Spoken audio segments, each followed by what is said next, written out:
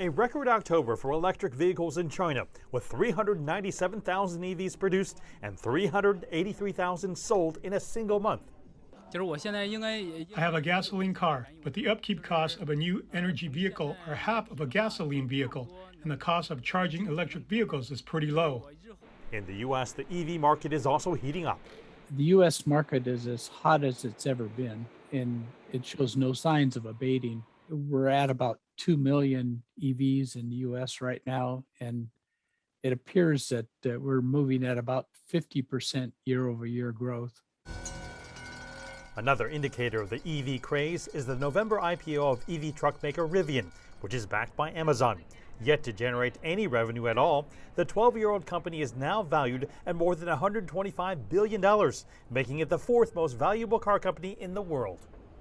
U.S. President Biden has set a new national goal of 50% of new car sales being EV by 2030. And now with the passing of the $1 trillion infrastructure deal, $7.5 billion is expected to go toward installing EV infrastructure across the country.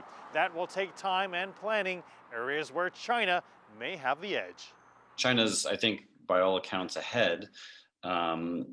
Both in having, I think, done more innovation and trying to think through different models of what charging should look like. Building EV infrastructure in the U.S. is a daunting task because in this case, you've got a big chunk of federal money coming down, but all that money has to be spent at the local level, and the local folks control all of the details. They'll control the permitting, they'll control the hiring means. It's the devil is definitely in the details.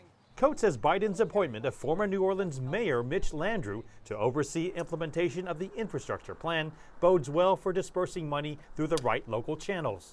Auto technology analyst Thilo Kozlowski says major investment in the EV space will open the door for job creation and innovation.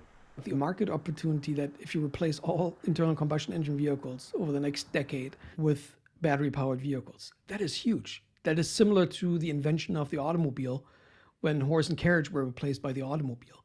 Kozlowski says EV infrastructure is one area where it's vital for the U.S. government to step up its game in order to remain competitive with regions like Europe and Asia. Mark New, CGTN, San Francisco.